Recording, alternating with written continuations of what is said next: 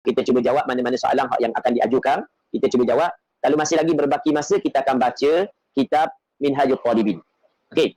Soalan daripada saudara Afizal. Assalamualaikum Ustaz. Waalaikumsalam. Kis bacaan tadi. Apakah hukum solat orang yang tersebut yang telah niat mufaraqah pada rakaat tersebut? Niat ikut imam balik dalam rakaat yang lain. Hukum solat dia sah. Tidak menjadi masalah. Dibolehkan. Dibolehkan dia mufaraqah. Lepas tu dia ikut balik sembahyang imam dia. Tidak menjadi masalah. Hukum dia adalah dibolehkan. Baik. Wallahu a'lam. Soalan daripada saudara Muhammad Sufi. Ke Ustaz Sufi. Assalamualaikum Ustaz. Waalaikumsalam. Maksud jahil di sini baru masuk Islam ke dan jauh daripada ulama? Dia pada asalnya kejahilan yang dimaafkan adalah kerana salah satu daripada dua sebab. Yang pertamanya baru memeluk Islam, yang keduanya jauh daripada para alim ulama. Cuma kadang-kadang masalah ghawamid, masalah yang rumit dalam hukum hakam fiqh, maka bukan dikirakan kejahilan yang ada keuzuran adalah kejahilan kerana jauh daripada para alim ulama dan baru memeluk Islam. Jadi kita tengoklah. Jadi kalau kita tengok masalah ni dia bukanlah benda hak yang rumit bagi orang hak yang belajar. Orang hak yang belajar dia tidak akan rasa rumit. Tapi kalau orang hak yang tak belajar dia akan rumit. Jadi kalau orang hak yang belajar pasti akan tahu benda ni. Kalau orang belajar juga tak tahu, orang belajar pun dia terlepas pandang, tu barulah perkara rumit. Wallahu a'lam.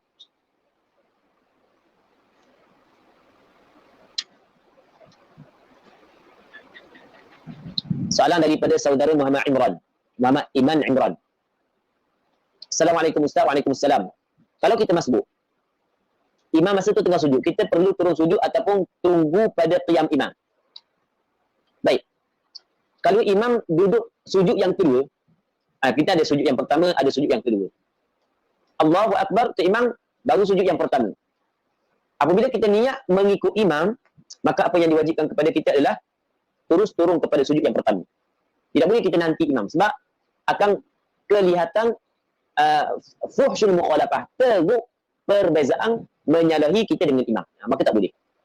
Tetapi kalau tu imam duduk, maka lepas daripada kita akad takbiratul ihram, boleh kita tunggu imam dalam qiyam. Kita tengok di mana tempat tu imam berada. Wallahu a'lam.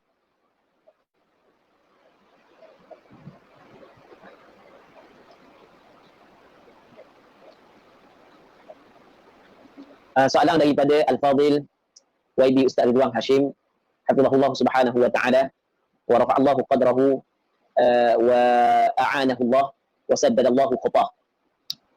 Berkenaan dengan makmum muwafiq dibenarkan tertinggal 3 rukun panjang kerana keuzuran tertentu. Dia dapat selesaikan baca Fatihah ketika imam mula bangkit berdiri tapi belum sampai hak berdiri. Tapi sebelum sempat rakaat dengan tamakninah, imam dah talabbus dengan qiyam. Adakah makmum demikian dapat rakaat tersebut? Apa yang zahirnya, apa yang disebut di dalam kitab, adalah dia mesti kena menghabiskan Fatihah sebelum daripada tu imam talabbus, maksudnya masuk kepada rukun selepas daripada sujud yang kedua. Kalau rukun yang selepas daripada sujud yang kedua qiyam, sebelum daripada tu imam sampai kepada qiyam, dia kena habiskan Fatihah. Begitu yang disebut dalam kitab. Jadi bermakna walaupun dia belum lagi rakaat, tetapi apabila dia telah menghabiskan Fatihah sebelum daripada tu imam masuk kepada rukun yang berikutnya, maka dikirakan dia saat itu boleh meneruskan sembahyang dia dengan rakaat, dengan i'tidal, boleh diteruskan. Jadi dikira 3 rakaat tersebut untuk dia. Maksudnya bukanlah disyaratkan dia saat itu kena rakaat serta tamakninah sebelum daripada tu imam talabbus dengan qiyam. Itu apa yang zahir dalam kitab. Berbeza dengan masalah makmum masbuk. Wallahu a'lam. Soalan daripada Faisal Hadi. Assalamualaikum Ustaz. Waalaikumsalam. Ibarat fa'in jara' ala tertibi solatin, termasuk juga ke meneruskan bacaan Al-Fatihah. Sebab kalau ia termasuk, maka solat makmum itu akan batal. Sebab dikira melakukan tertib solat sendirinya walaupun imam belum masuk kepada rukun yang kelima. Okey, kejap. Anda tengok semula. Muka surat berapa ni? Saudara Faisal Hadi, muka surat apa? Untuk mudah nak rujuk dia.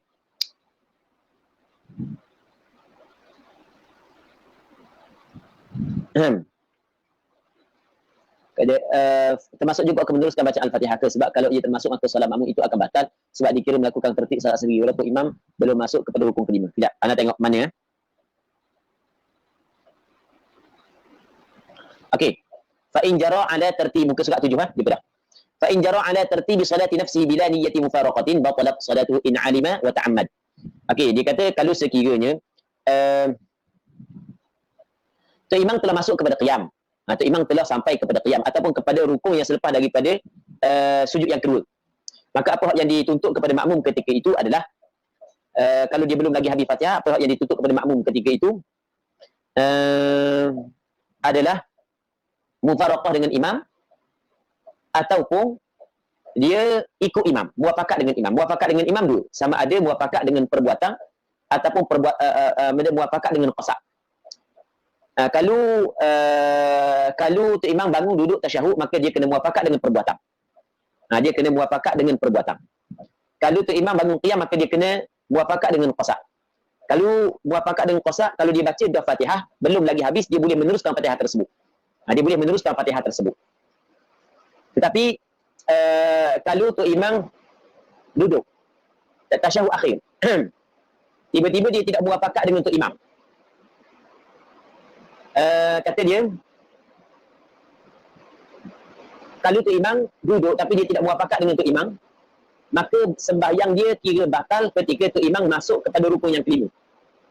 Tok Imam masuk pada rukun yang kelima. Jadi kalau dia baca Fatihah sebelum mana Tok Imam masuk pada rukun yang kelima, masih lagi tidak dikirakan batal sembahyang dia. Sebab lepas daripada itu dia ada cerita. Tengok pada muka surat 7. Wallahu a'lam. Soalan daripada Ustaz Muhammad Rusdan Taqwa At-Takiri. Hafizahullah. Dia kata, Assalamualaikum Ustaz. Waalaikumsalam. Jika seorang makmum masbuk yang syak rakaat ketika solat, bolehkah dia hilangkan keraguan dan bina keyakinan dan tengok orang sebelah? Sebab masa masuk akad takbir tadi, dia masuk sekali dengan orang sebelah. Terima kasih atas jawapan. Jadi dia Allahu Akbar. Aku berapa rakaat dah? Berapa rakaat dah? Tak apa, kita tengok orang sebelah. Orang sebelah kalau beri salam, kita beri salam. Orang sebelah tambah, kita tambah. Baik. Boleh tak begitu? Dia tidak boleh begitu.